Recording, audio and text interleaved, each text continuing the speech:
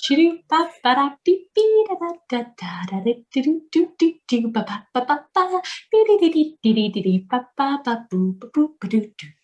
Jonathan. You look very snuggly today. Oh, you're on mute. Hello, Bracken. Yeah, I'm snuggled in for the evening. Oh, we got company. Hey. Hiya. Hey. I was just going to show, because we always log in first, so hello. We always get to do like a secret little Easter egg for Frankie where we're just talking to her. So I was just going to do show and tell, but now she's here, so I guess I have to wait till tomorrow. What? Yeah. I could pretend that I'm not here. Okay. I don't know, the light's probably not catching it super good, but let me, like I'm sure I could take a photo, it would turn out better. Basically, I'm just working on like another little, like cute little cat in a tree for a hairstyle. That's my story. I hope you liked it. Yeah. Anyway, I'll send you a photo later. Frankie, you didn't see any of that, right? Yeah, you didn't see nothing. See any of what? Nothing.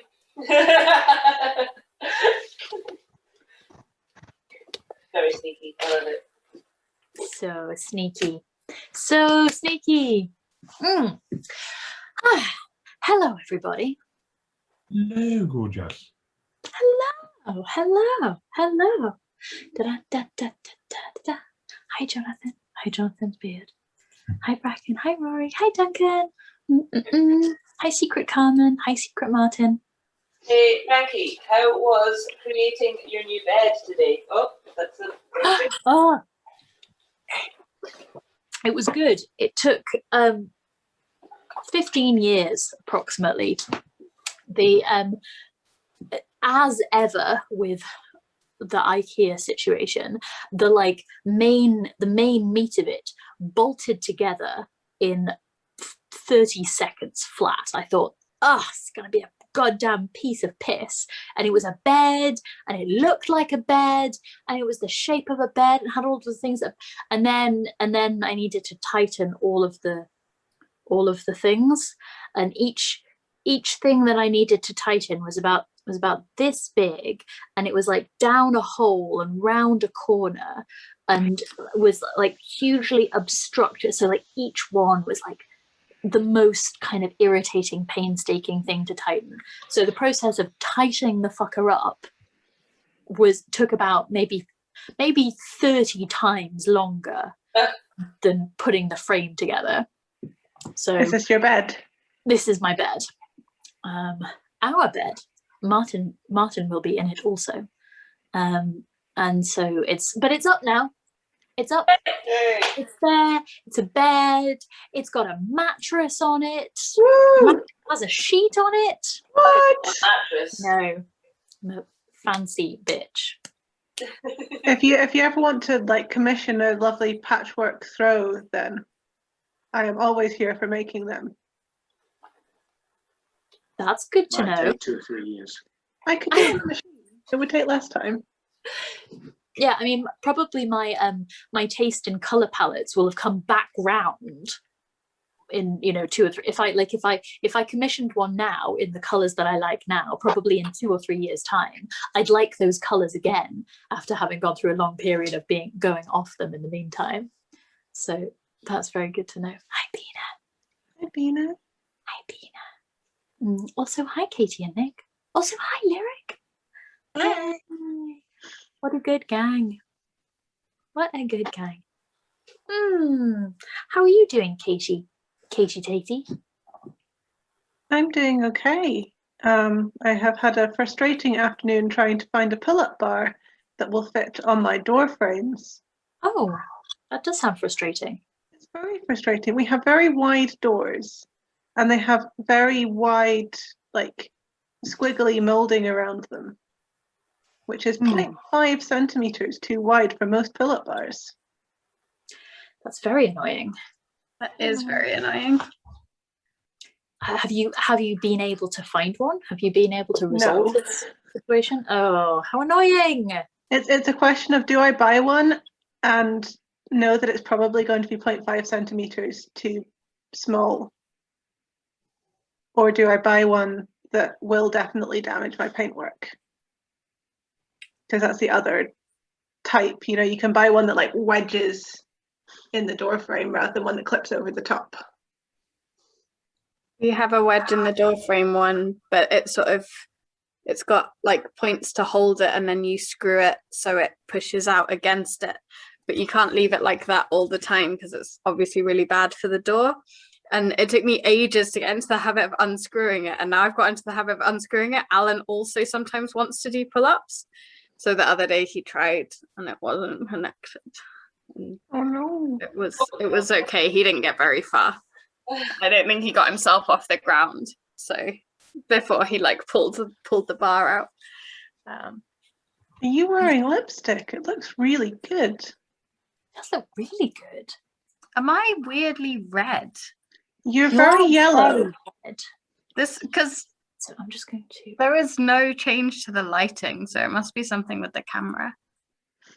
You It look looks like so you're just cute. surrounded by this warm glow. It's really lovely. Whatever weird filter Zoom has decided, or this laptop has decided I need to have. I'm not wearing makeup. Has Remember your makeup? bisexual laptop lighting gone, Frankie? What's that, my love? Your bisexual lighting's gone. Yeah, I was. I was annoyed by the things that it was doing in the corner of my eye, and now my rig is drunk. Oh, this is all a nightmare. This is all a nightmare. I think the Um, solution is that you should get drunk with your rig. Yay! Yay! We do have an emergency margarita in the freezer. We have beer with penguins on. What? Oh, that is a good beer. So It's cute. a good beer. Ah, that is cute. That would make a nice poster. Is that Brewdog? No, it's Williams Brothers. Oh, I don't have it. Excellent. Williams Brothers are so good. Like their beers are so good. Before we start the theme song and before I forget, Poetry Saturday this week, we're doing change because I'm totally not going to remember after this. So yeah, come hang out with Yay! us about change. Yay! Changes turn. It's time to sing, Frankie. Oh my God! You don't have your backing vocalist. Don't. Well, we this could is- all do backing vocals for you, Oh, that's but it would be very uncoordinated. yeah. That's true. Maybe this can be like a stripped back acoustic set. Are we hearing you stripping again, Frankie? What's up, my love? You're going to strip for the intro again. This is becoming a theme. Okay, we all ready?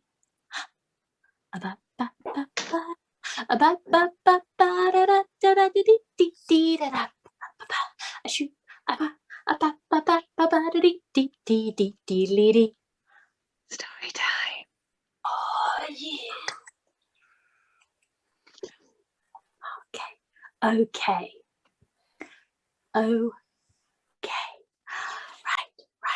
Right. Ooh. So, as you remember, shit just about to go down.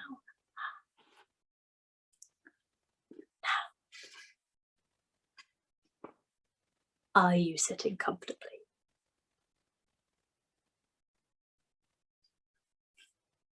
Then I'll begin.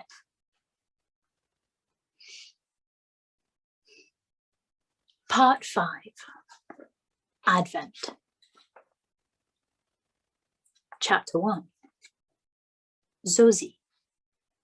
Saturday, 1st of December.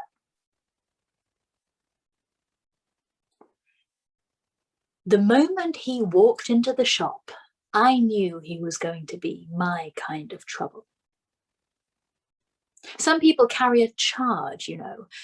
You can see it in their colours, and his with the pale yellow-blue flare of a gas jet turned very low, which could explode at any time. Not that you'd know it to look at him. Nothing special, so you'd think, Paris swallows up 1 million just like him every year. Men in jeans and engineer boots. Men who seem ill at ease in the city. Men who take their wages in cash. I've been there often enough myself to recognise the type. And if he was there to buy chocolate, I thought, then I was the Virgin of Lourdes.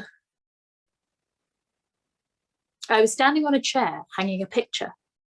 My portrait, in fact, the one that Jean-Louis drew of me. I heard him come in. A tinkle of bells, the sound of his boots on the parquet floor. Then he said, "Viens." And there was something in the tone of his voice that made me turn around. I looked at him. A man in jeans and a black t-shirt, red hair tied back. As I said, nothing special. But there was something about him, nevertheless, something that seemed familiar. And his smile was bright as the Champs-Élysées on Christmas Eve, making him extraordinary. But only for a moment. That dazzling smile dropping into a look of confusion as he realised his mistake. "I'm sorry," he said. "I thought you were..." He stopped abruptly. "Are you the manager?" His voice was quiet, accented with the rolling R's and sharp vowels of the Midi. "No, I just work here," I said, smiling. "The manager's Madame Charbonneau. Do you know her?" For a moment he seemed uncertain. "Yann Charbonneau," I prompted. "Yeah, I know her." "Well, she's out right now, but I'm sure she'll be back soon." "All right, I'll wait." He sat down at a table, glancing around as he did so at the shop. The pictures, the chocolates. With pleasure, I thought, and some unease, as if unsure of his reception. "And you are?" I said. "Oh, just a friend." I smiled at him. "I meant your name." "Oh." Now I was sure he looked ill at ease.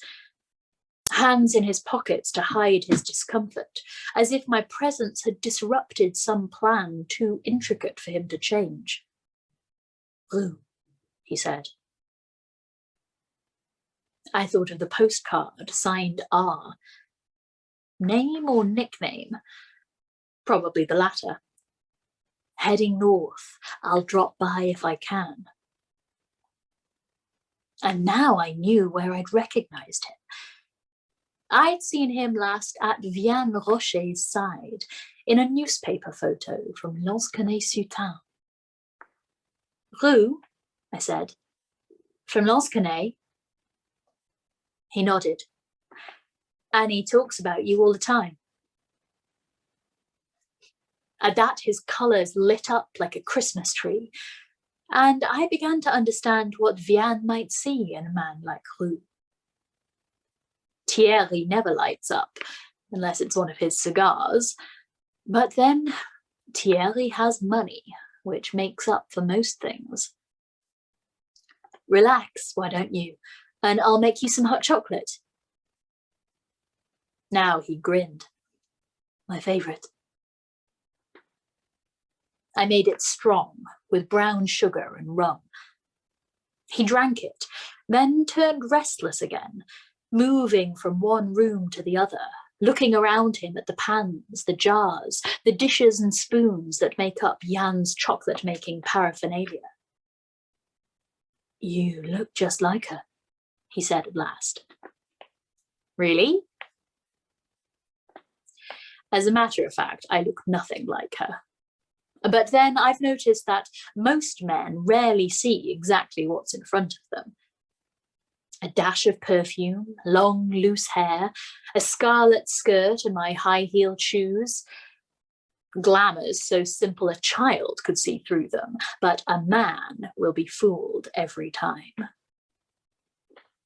So, how long has it been since you last saw Jan? He shrugged. Too long. I know how it is. Here, have a chocolate.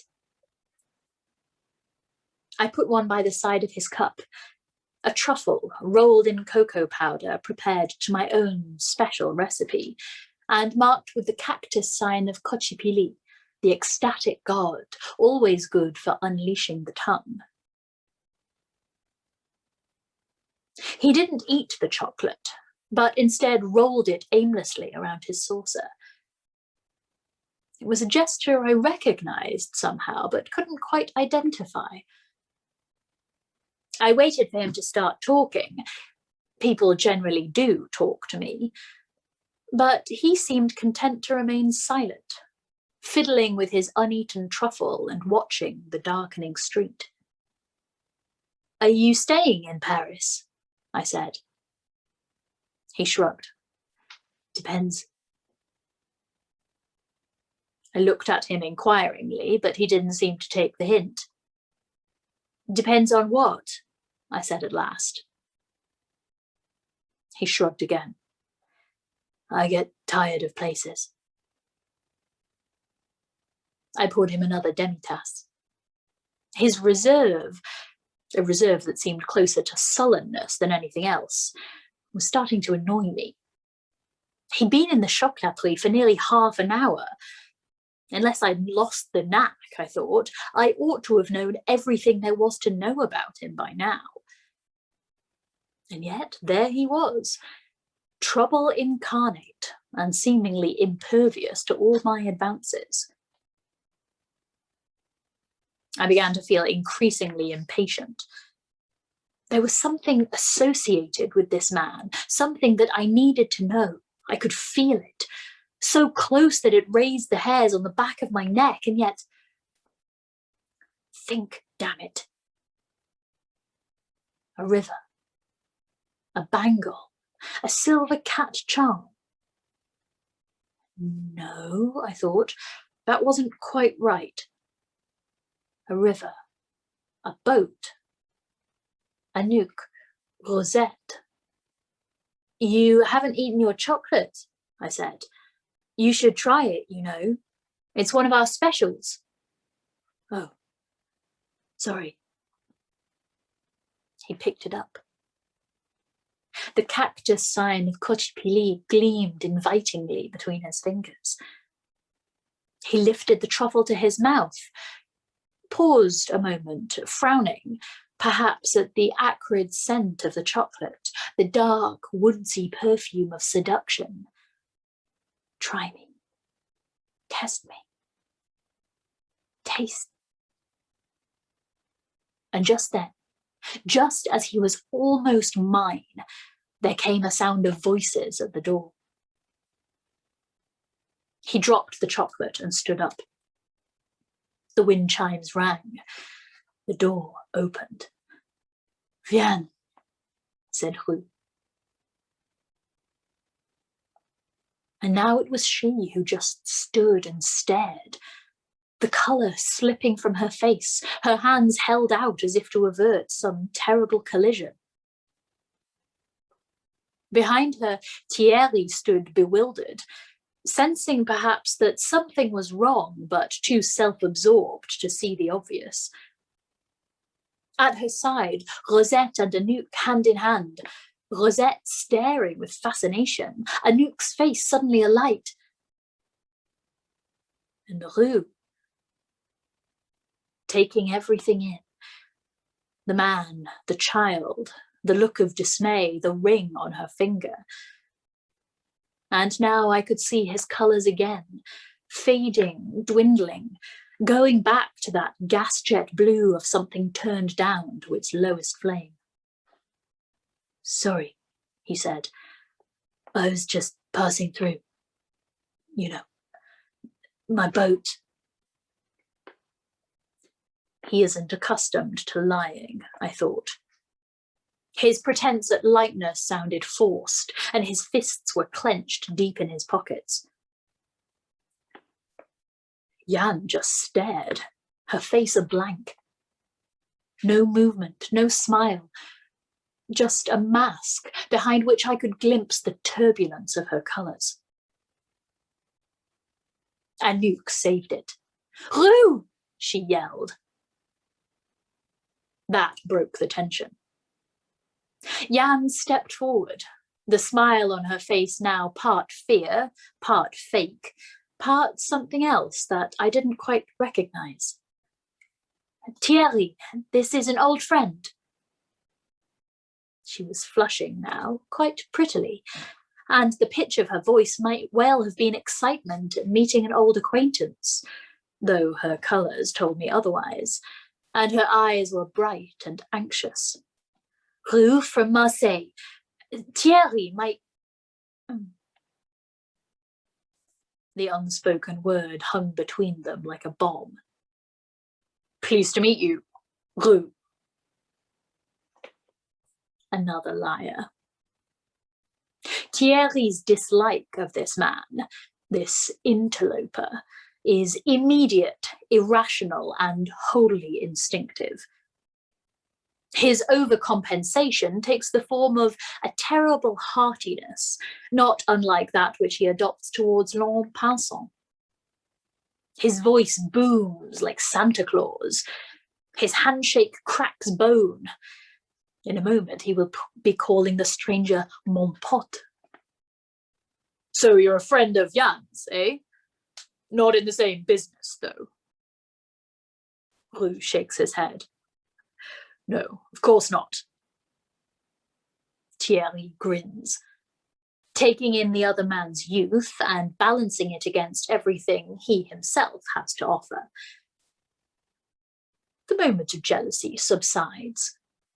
I can see it in his colours, the blue-grey thread of envy taking on the burnished coppery hue of self-satisfaction. "You'll have a drink, won't you, mon pote?" There, you see? Told you so. "How about a couple of beers? There's a cafe just down the road." Rue shakes his head. "Just chocolate, thanks." Thierry shrugs his cheery contempt. Pours chocolate, a gracious host, never taking his eyes from the interloper's face. "So, exactly what business are you in?" "No business," says Rue. "You do work, don't you?" "I work," says Rue. "In what?" says Thierry, grinning a little. Rue shrugs. "Just work." Thierry's amusement now knows no bounds. "And you're living on a boat, you say?" Rue just nods. He smiles at Anouk, the only one here who seems genuinely happy to see him, while Rosette watches him in continued fascination. And now I can see what I missed before. Rosette's small features are still unformed, but she has her father's colouring, his red hair, his green-grey eyes, as well as his troublesome temperament. Nobody else seemed to notice, of course, least of all the man himself. At a guess, I'd say that Rosette's physical and mental lack of development has led him to think that she is much younger than she really is. "Staying long in Paris?" says Thierry. "Because some might say we've got enough boat people here already." He laughs again, a little too loudly. Rue just looks at him, empty-faced. "Still, if you're looking for a job round here, I could use some help doing up my flat. Rue de la Croix, down there." He nods to indicate the direction. "Nice big flat, but it needs gutting. Plastering, flooring, decorating. And I'm hoping to finish it all in the next 3 weeks, so that Jan and the kids don't need to spend another Christmas in this place." He puts a protective arm around Jan, who shrugs it off in quiet dismay. "You'll have gathered we're getting married, of course." Congratulations, says Rue. You married yourself? He shakes his head. Nothing in his face betrays the slightest emotion. A flicker in the eyes, perhaps, though his colours flame with unrestrained violence. Well, if you decide to try it, Thierry says, just come and see me. I'll find you a house. You can get something surprisingly decent for $500,000 or so. Listen, says Rue, I have to go. Anouk protests. But you just got here. She shoots an angry look at Thierry, who does not notice in the least.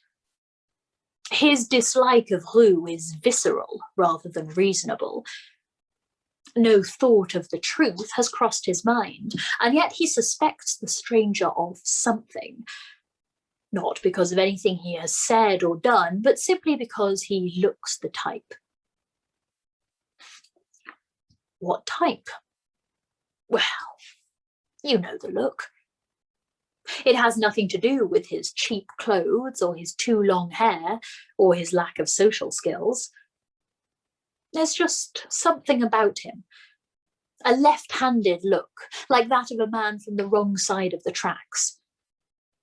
A man who might do anything. Clone a credit card or set up a bank account using nothing but a stolen driver's license, or acquire a birth certificate, maybe even a passport, on behalf of some person long deceased, or steal away a woman's child and vanish like the Pied Piper, leaving nothing but questions in his wake. Like I said, my kind of trouble.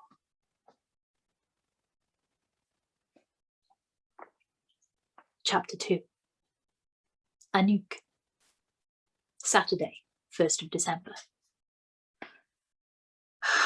Oh boy. Well, hello, stranger. Standing there in the chocolate shop like he'd just been away for an afternoon and not for 4 whole years of time. 4 years of birthdays and Christmases with hardly a word, never a visit, and now... Rue!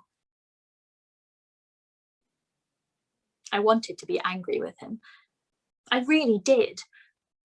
But my voice wouldn't let me, somehow. I shouted out his name, louder than I'd intended. Nanu, he said. You're all grown up. There was a kind of sadness in the way he said it, as if he was sorry that I'd changed. But he was just the same old Rue. Hair longer, boots cleaner, different clothes, but just the same, slouching with his hands in his pockets, the way he does when he doesn't want to be somewhere, but smiling at me to show that it wasn't my fault, and that if Thierry hadn't been there, he would have picked me up and swung me around, just like the old days in Lansquenet. I'm not, I said. I'm 11 and a half. 11 and a half sounds pretty grown up to me. And who's the little stranger? That's Rosette. Rosette, said Rue. He waved at her, but she didn't wave back or sign anything. She rarely does with strangers. Instead, she just stared at him with those big cat's eyes until even Rue had to look away. Thierry offered him chocolate. Rue always liked it way back when. Drank it black with sugar and rum, while Thierry talked to him about business and London and the chocolaterie and the flat. Oh yes, the flat. Turns out Thierry's fixing it up, making it nice for when we move in. He told us about it while Rue was there. How there'd be a new bedroom for me and Rosette, and new decorations, and how he wanted it to be all ready by Christmas so that his girls would be comfortable. But all the same, there was something mean about the way he said it. He was smiling, you know, but not with his eyes. The way Chantal does when she's talking about her new iPod or her new outfit or her new shoes or her Tiffany bracelet. And I'm just standing there listening. Roux was there, looking as if he'd been hit. Listen, he said when Thierry shut up. I've got to go. I just wanted to see how you were, you know, just passing by on my way somewhere. Liar, I thought. You cleaned your boots. Where are you staying? On a boat, he said. Well, that makes sense. He's always liked boats. I remember the one in Lansquenet, the one that was burnt. I remember his face when it happened too. That look you get when you've worked hard for something you really care about, and then someone mean takes it all away. Where? I said. On the river, said Roux. Well, duh, I said, which should have made him smile. And I realised then that I hadn't even kissed him, hadn't even hugged him since I arrived. And that made me feel bad, because if I did it now, it would look like I'd just remembered and didn't really mean it at all. Instead, I took his hand. It was rough and scratchy from working. I thought he looked surprised. Then he smiled. I'd like to see your boat, I said. Maybe you will, said Roux. Is it as nice as the last one? You'll have to decide that for yourself. When? He shrugged. Maman looked at me in that way she has when she's annoyed, but won't say so because other people are around. I'm sorry, Roux, she told him. If you'd called before, I wasn't expecting. I wrote, he said. I sent a card. I never got it. Oh. I could tell he didn't believe her. And I knew she didn't believe him. Roux is the world's worst letter writer. He means to write, he really does, and he doesn't like to talk on the phone. Oh, he means to write, but rarely does, sorry. And he doesn't like to talk on the phone. Instead, he sends little things in the post. A carved oak leaf on a string, a striped stone from the seaside, a book. Sometimes with an accompanying note, but often with no word at all. Sounds like you, Rory. He looked at Thierry. I've got to go. Yeah, right. Like there was anywhere he had to be. Roux, who always pleases himself, who never lets anyone tell him what to do. I'll be back. Oh, you liar. I was suddenly so angry with him that I almost spoke the words aloud. Why did you come back, Roux? Why did you bother to come back at all? I told him so, but in my mind, in my shadow voice, as hard as I could, the way I'd spoken to Zosie on that first day outside the chocolaterie. Coward, I said. You're running away. And Zosie heard. She looked at me. But Roux just stuck his hands even deeper into the pockets of his jeans and didn't even wave as he opened the door and walked away without looking back. Thierry went right after him, just like a dog chasing off an intruder. Not that Thierry would ever fight Roux, but even the thought of it made me want to cry. Maman was going to go after them both, but Zosie stopped her. I'll go, she said. They'll be all right. You wait here with Annie and Rosette. And off she went into the dark. Go upstairs, Nanu, said Maman. I'll be with you right away. And so we went upstairs and waited. Rosette fell asleep, and in a while I heard Zosie come up, Then Maman a few minutes later, walking very quietly so as not to disturb us. And after a while, I went to sleep, but the sound of the creaky floorboard in Maman's room woke me up a couple of times, and I knew she was still awake in there, standing by the window in the dark, listening to the sound of the wind and hoping just once it would leave us alone.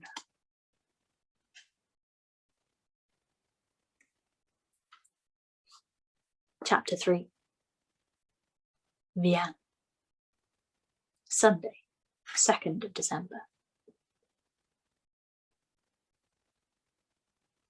The Christmas lights went on last night. Now the whole quartier is illuminated, not in colours, but in simple white, like a hedge of stars over the city. In the Place du Théâtre, where the artists stand, the traditional nativity scene has been erected, with the Christ child smiling in the straw and the mother and father looking into the crib, and the Magi standing by with gifts. It fascinates Rosette, who asks to see it again and again. "Baby," she signs. "Go see baby." So far she has seen it twice with Nico, once with Alice, countless times with Zosie, with Jean-Louis and Popol, and of course with Anouk, who seems almost as fascinated by it as she is, repeating the story to Rosette of how the baby, who has changed sex in Anouk's version, was born in a stable in the snow, and how the animals came to see her and the 3 wise men, and how even a star stopped overhead. "Because she was a special baby," Anouk says, to Rosette's delight. "A special baby, just like you. And soon it'll be your birthday too." Advent. Adventure. Both words suggest the coming of some extraordinary event. I'd never considered the similarity before, never celebrated the Christian calendar, never fasted, repented, or confessed. Almost never, anyway. But when Anouk was little, we celebrated Yule, lit fires against the coming dark, made wreaths of holly and mistletoe, drank spiced cider and wassails, and ate smoking hot chestnuts from an open brazier. Then Rosette was born, and things changed again. Gone were the wreaths of mistletoe, the candles and the frankincense. Nowadays, we go to church and buy more presents than we can afford, and leave them under the plastic tree, and watch TV, get anxious about the cooking. The Christmas lights may look like stars, but closer inspection shows them to be fake.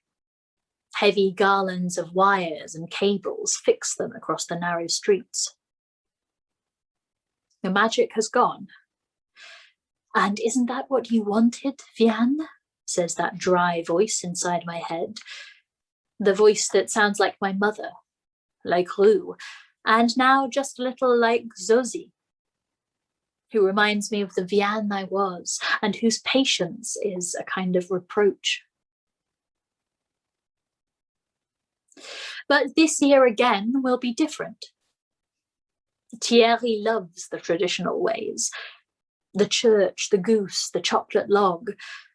A celebration not only of the season, but of the seasons we have shared together and will continue to share.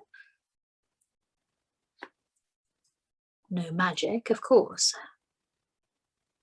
Well, is that so bad? There's comfort and safety and friendship and love. Isn't that enough for us? Haven't we been down the other road? Brought up on folk tales all my life, why do I find it so hard to believe in the happy ever after? Why is it, when I know where he leads, that I still dream of following the Pied Piper?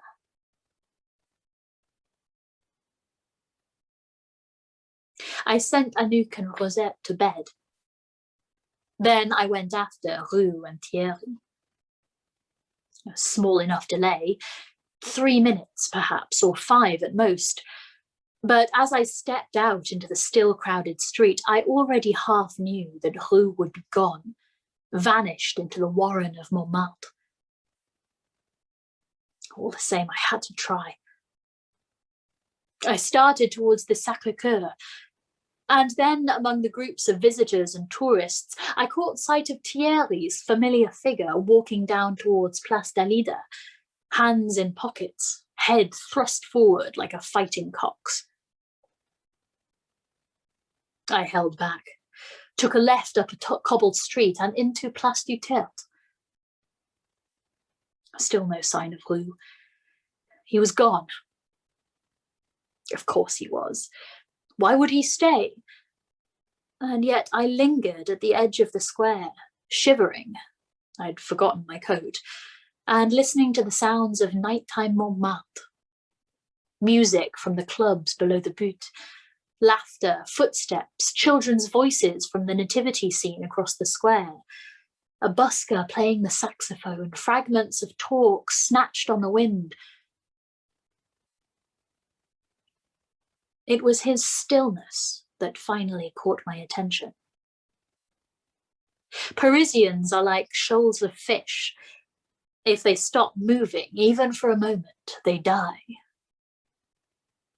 But he was just standing there, half hidden in the harlequin light of the red neon sign in a cafe window, watching in silence, waiting for something, waiting for me. I ran across the square to him, threw my arms around him, and for a moment feared he would not respond.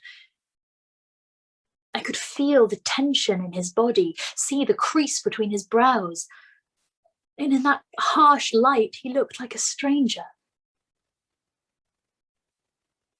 And then he put his arms around me. Reluctantly at first, I thought, then with a fierceness that belied his words. "You shouldn't be here, Vian," he said. There's a place in the curve of his left shoulder that matches my forehead perfectly. I found it again and rested my head. He smelt of the night and of engine oil and cedar wood and patchouli and chocolate and tar and wool and the elusive, simple scent of him, something as unique and familiar as a recurring dream. "I know," I said. And yet I couldn't let him go. A word would have done it, a warning, a frown. "I'm with Thierry now, don't mess things up." To try to suggest anything else would be pointless and painful and doomed from the start. And yet, "It's good to see you, Vian." His voice, though soft, was curiously charged. I smiled. "You too. But why now? After all this time?" A shrug from Rue conveys many things. Indifference, contempt, ignorance, even humour. In any case, it dislodged my forehead from its cradle and brought me back to earth with a jolt. "Would knowing make a difference?" "It might." He shrugged again. "No reason," he said. "Are you happy here?" "Of course. It's all I've ever wanted. The shop, the house, schools for the children, the view from my window every day. And Thierry, it's just that I never imagined you here. I thought it was just a matter of time. That one day you'd, what? See sense? Give up? Live on the move from day to day, from place to place, like you and the other river rats? I'd rather be a rat than a bird in a cage. He was getting angry, I thought. His voice was still soft, but his Midi accent had become more pronounced, as it often does when his temper is roused. It struck me that perhaps I wanted to make him angry, to force him into a confrontation that would leave neither of us with any choice. It hurt to think it, but perhaps it was true. And perhaps he sensed it too, because he looked at me then and shot me a grin. What if I told you I'd changed? He said. You haven't changed.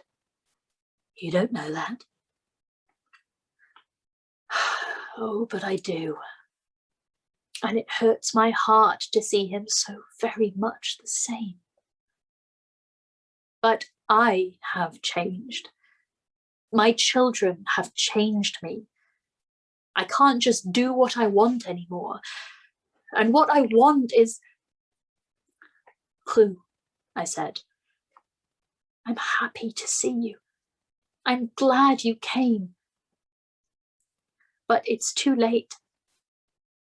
I'm with Thierry. And he's really nice when you get to know him. He's done so much for Anouk and Rosette. And do you love him? Rue, please, I said, do you love him? Of course I do. Again, that shrug of deliberate contempt. Congratulations, Viens, he said.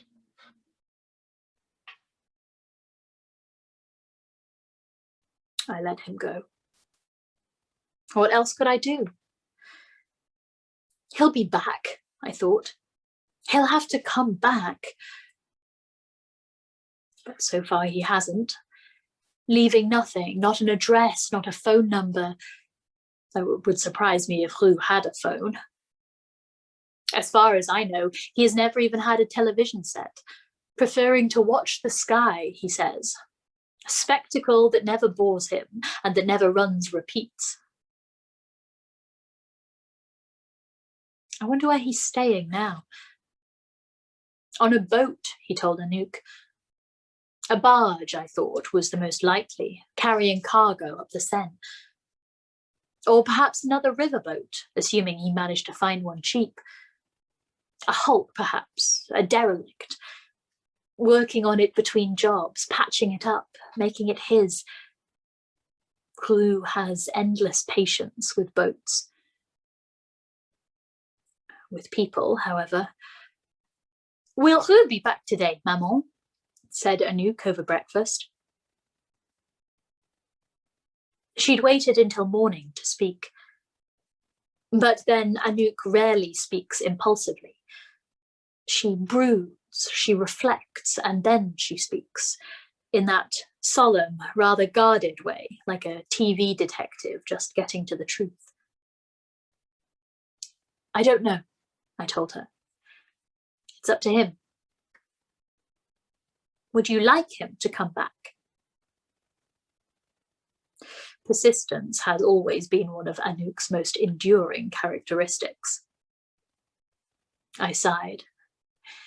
It's difficult. Why? Don't you like him anymore? I heard the challenge in her voice. No, Anouk, that's not why.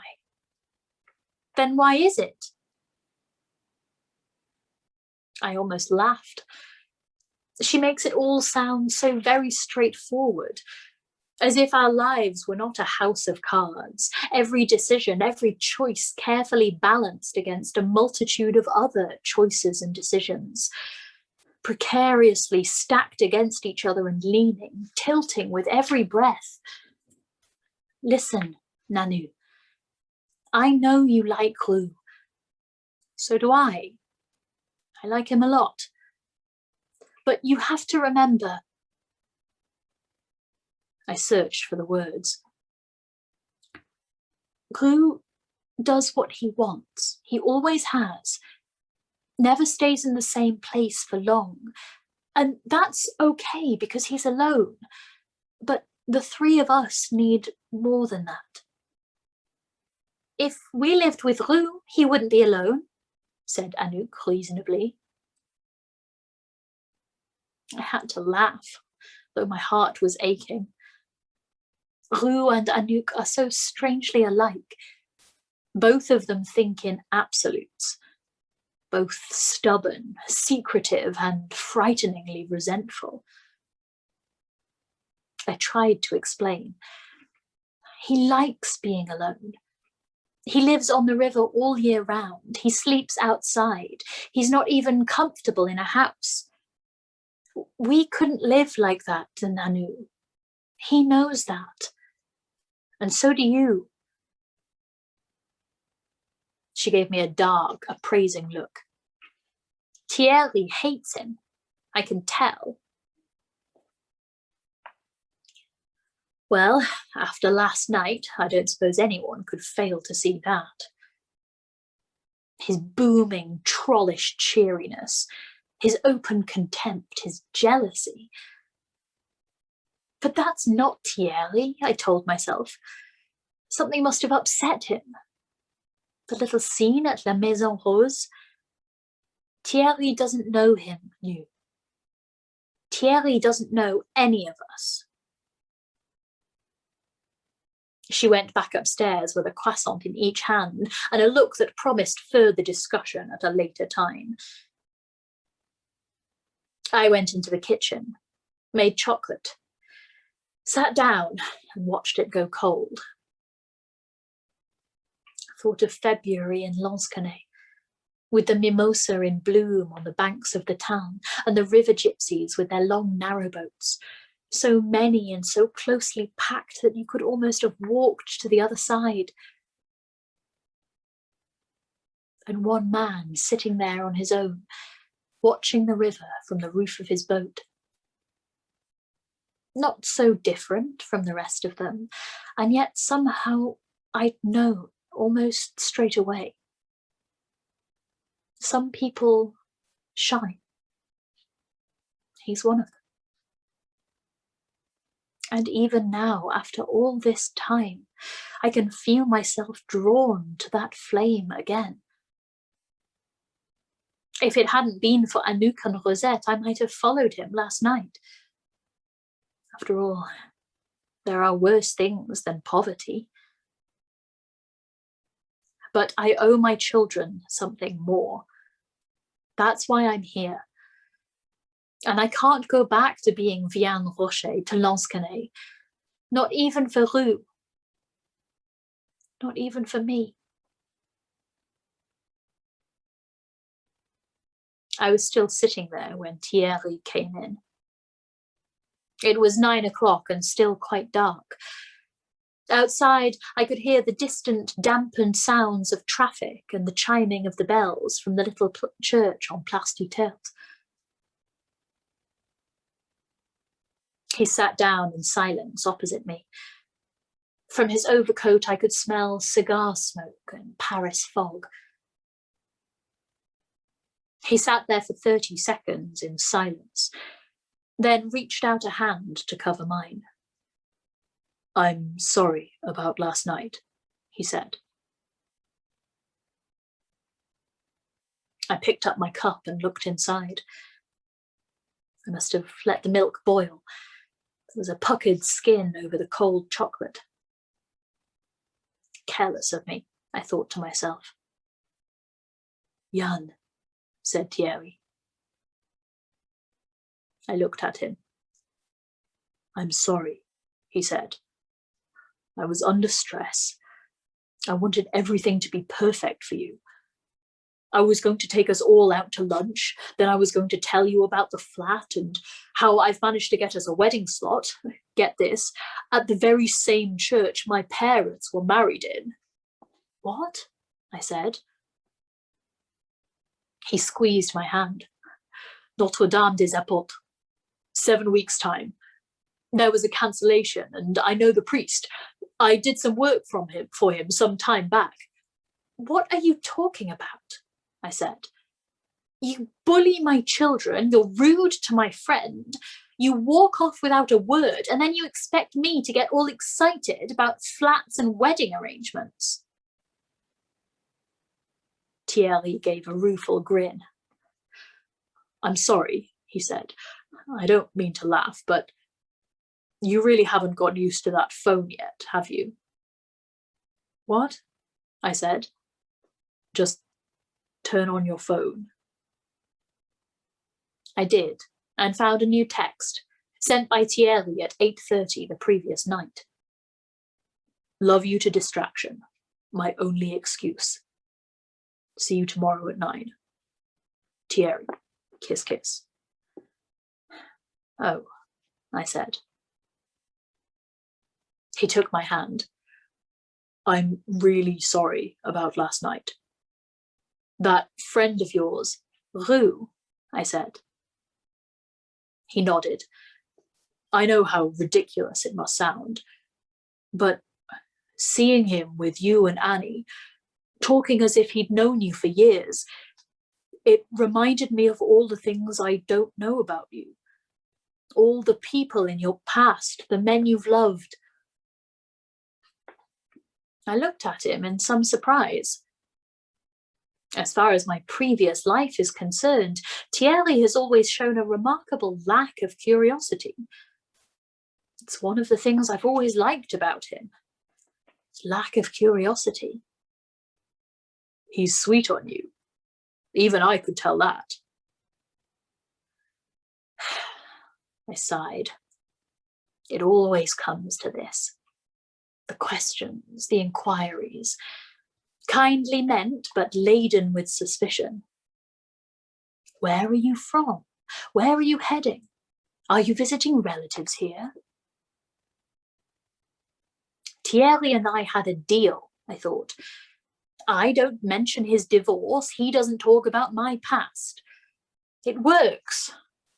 Or it did until yesterday. Nice timing, Rue, I thought bitterly. But then again, that's what he's like. And now his voice in my mind is like that of the wind. Don't fool yourself, Jan. You can't settle here. You think you're safe in your little house, but like the wolf in the fairy tale, I know better. I went into the kitchen to brew a fresh pot of chocolate. Thierry followed me, clumsy in his big overcoat among Zosie's little tables and chairs. You want to know about Rue? I said, grating chocolate into the pan. Well, I knew him when I lived in the south. For a while, I ran a chocolaterie in a village near the Garonne. He lived on a riverboat, moving between towns doing casual work. Carpentry, roofing, picking fruit. He did a couple of jobs for me. I haven't seen him for over 4 years. Satisfied? He looked abashed. I'm sorry, Jan. I'm ridiculous. And I certainly didn't mean to interrogate you. I promise I won't do it again. I never thought you'd be jealous, I said, adding a vanilla pod and a pinch of nutmeg to the hot chocolate. I'm not, said Thierry. And to prove it to you, he put both hands on my shoulders, forcing me to look at him. Listen, Jan, he's a friend of yours.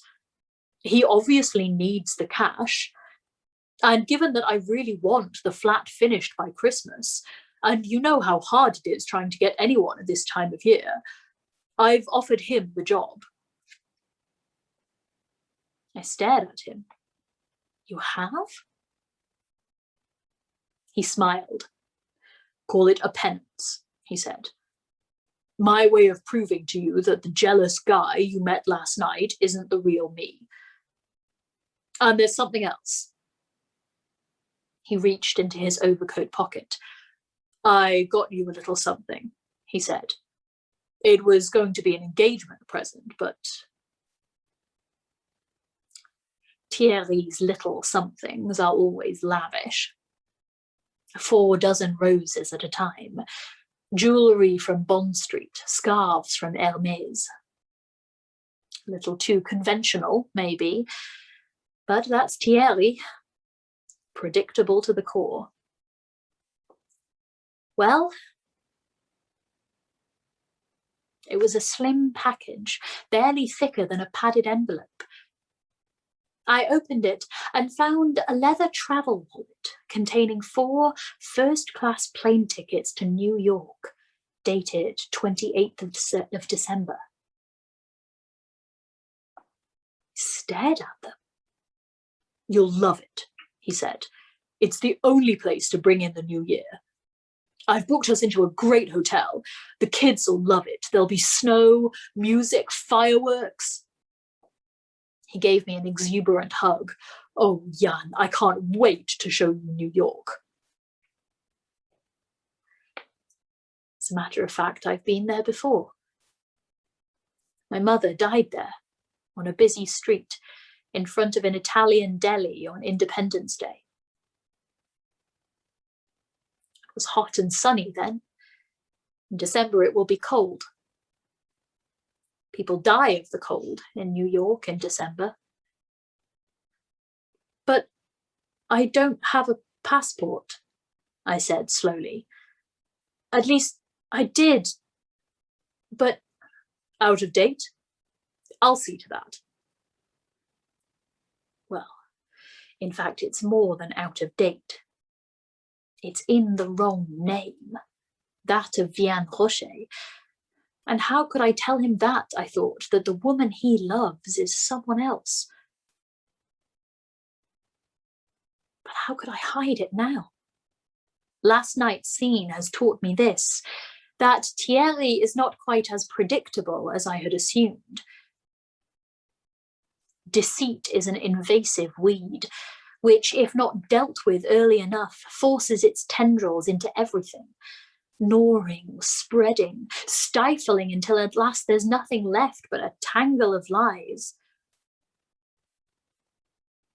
He was standing very close, his blue eyes bright, with anxiety, perhaps. He smelt of something vaguely comforting, like cut grass or old books or pine sap or bread. He came a little closer, and now his arms were around me, my head on his shoulder. Though where was that little hollow, I thought, that seemed to be made for me alone? And it felt so familiar, so very safe. And yet this time there was a tension, too. I could feel it, like live wires about to touch. His lips found mine. That charge again. Like static between us, half pleasure, half not. I found myself thinking of Rue. Damn you, not now. Lingering kiss. I pulled away. Listen, Thierry. I need to explain.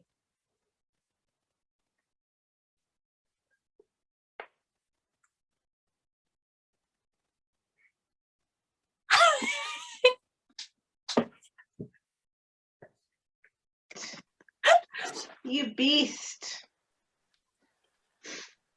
You poo head. I wanted to call you a shitberg, and then I didn't. Go for it. God damn it, Frankie, you're a shitberg.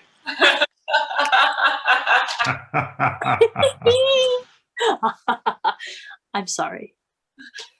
You are not The- sorry. And on Monday, you're going to be like, "So we ended on the cliffhanger, huh?" And then we're all going to be like, "Yeah." Or maybe we just going to be like, "No, Frankie, what cliffhanger? Whatever are you talking about?" What? On a weekend as well, on a Friday night where there's no more story till Monday, which is a whole 3 days away. You absolute So bastard. much cruelty. So sorry. I am sorry. I tried really hard to make it so that last night's ending was tonight's, so that it like finished with like, "It was Rue, bum bum bum, bada bada bada bum," but it just didn't work out that way.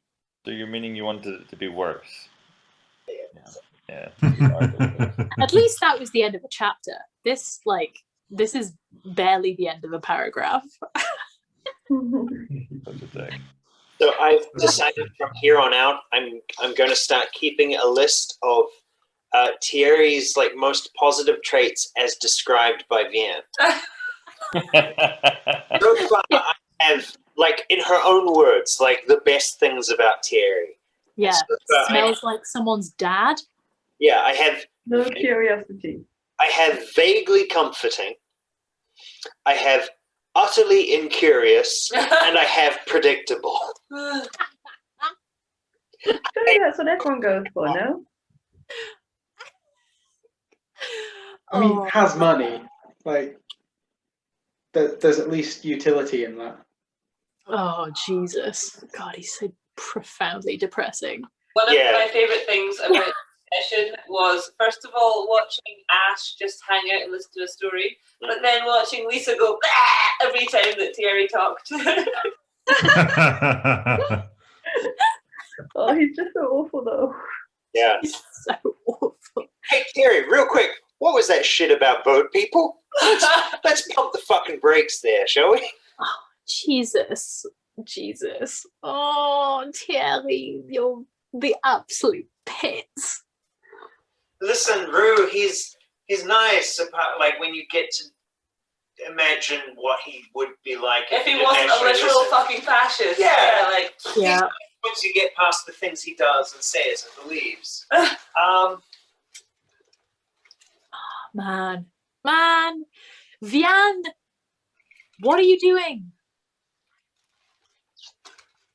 Get yourself out of there, girl. This is Wait, why where you he? don't date people who are mildly okay on paper. You shouldn't date people who are only perfect on paper either, but like mildly okay is just like a really low bar. yeah. When he apologised, I for a fraction of a second thought better of him, and then it's like, no, this is manipulation as well. I've made an extravagant gesture again. That's basically like working through my issues, right? Check your phone. I'm not going to explain anything. Yeah. Mm. Yeah. And Yeah. if you storm off and then send someone a text message, that's not like not storming off. That's still Yeah. being a complete unforgivable twat. Yeah, like not even calling, like just sending a text to which you get like no reply and being like, well, Did my my bit. job here is done. I'm actually Especially when you know she's bad with tech. Like, come on, man. Use a message of communication that works for the receiver if you want them to get your message. Exactly. surprised that he just sent the one rather than like 18. Yeah. Like, who is he? Yeah. Yeah. Hey, Vianne, hey, Vianne. Are you getting these? Vianne. If this were in modern times, like heart, broken heart, eggplant emoji, question mark? Because he's that guy. He just toss in an eggplant emoji with all of the apology emojis, you know? I feel like he would send, you know, like the big eyes emoji, you know, the like, that one. He'd send the eggplant emoji, but he thinks it means let me take you out for dinner and buy you ratatouille. Oh no, that's too cute. That's too wholesome. That's too wholesome and charming. Hey, he'd think that, but then think you're gonna fuck after 2. Does that make it better? Lyric, I love you so much. Just like assuming sex. Toss that in the mix. Oh, So what do you think about Rue? you who? Rue. What do who think about Rue? Well, Rue. What does Rue think about Rue? I mean, we're doing a lot of bad mouthing Thierry.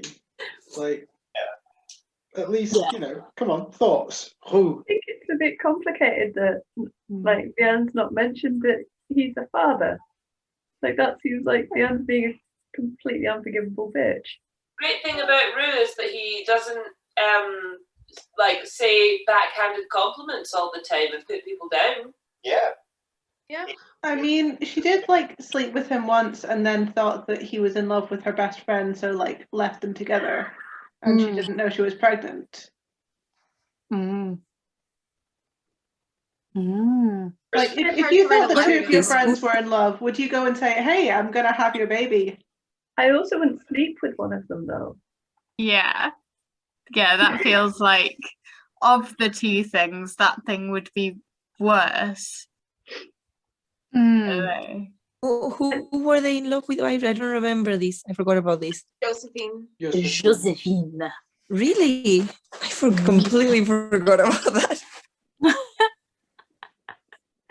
So they kind of ended up together at the end of the other book. We don't know. I think Vianne thought they were going to end up together. Yeah. I think Vianne thought they were going to end up together, and then the film with Johnny Depp came out and was very successful, and presumably the publishers were like, Joanne, you need to make Vianne and Rue like more into each other because we've seen this film now. You'll know that there is another solution though, which is like both Josephine and Vianne could have dated Rue and they would have been a happy little triad family and lived together really nicely because her and Josephine worked so well living together. Side note, Mike is making some really good Rue puns in the chat. Oh no, I'm not even checking it out. Hold on. Okay. I mean, they're great, but also just all puns are terrible. You should read them out for the after chat, somebody. Catch up crew. I will. I'll do a special shout out to not rude, just sullen. I think that might be the best joke I've ever heard in my entire life. Mike, I have missed you so very much. We should say goodbye to the catch-up crew. We should say goodbye to the catch-up crew. So tomorrow is Changes with Lyric, and then on Sunday we have Bina reading more Sophie stories. I think they go to a farm. Will Sophie push Dawn into the dung heap? Nobody knows. Oh my God, Bina, you can't do this to me. Other fun but like not story time thing happening online this weekend that is free is the think it's Sierra Nevada's Poetry Festival. I can send a link to anyone who wants to come. It is free / by donation.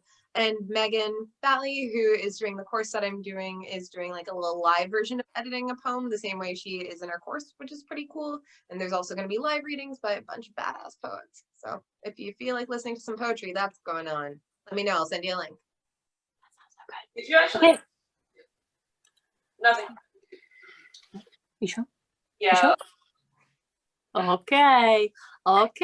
Well, we'll say goodbye to the catch-up crew. Everybody, don't forget to send me pictures of your Storytime setups for my birthday collage so that I can make a little altar to all of you.